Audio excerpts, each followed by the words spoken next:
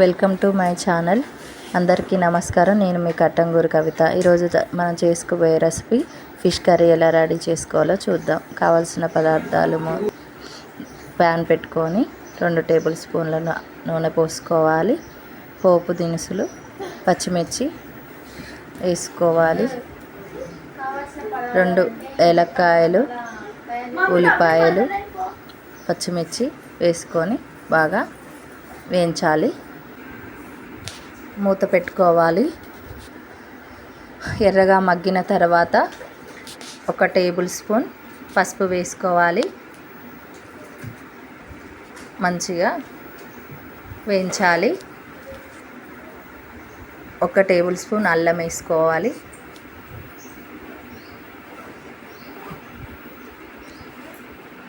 వేయించుకొని ఒక 5 మినిట్స్ తర్వాత మగ్గిన తర్వాత కారం 1 టేబుల్ స్పూన్ వేసుకోవాలి.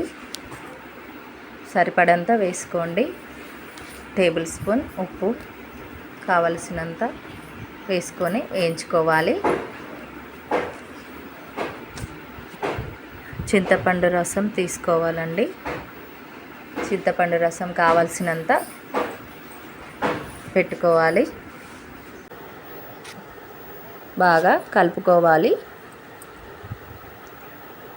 ప్యాన్ ఒక టేబుల్ స్పూన్ మెంతి పొడి, జీలకర్ర పొడి కలుపుకోవాలి. మూత వేసుకోవాలి. ఒక 5 మినిట్స్ తర్వాత బాగా మగ్గిన తర్వాత ఫిష్ ముక్కలు వేసేసుకోవాలి.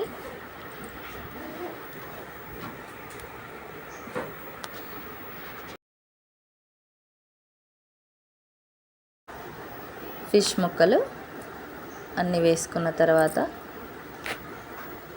మూత పెట్టుకోవాలి. ఒక పావు గంట తర్వాత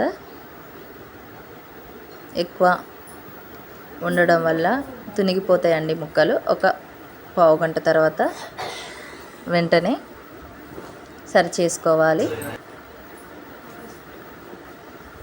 fish curry 1 table spoon masala, లాస్ట్గా కొత్తిమీర వేసుకొని తగినంత వేసుకోవాలి. కొత్తిమీర వేసుకొని కొంచెం యాడ్ చేసుకొని మూత పెట్టేసుకోవాలి.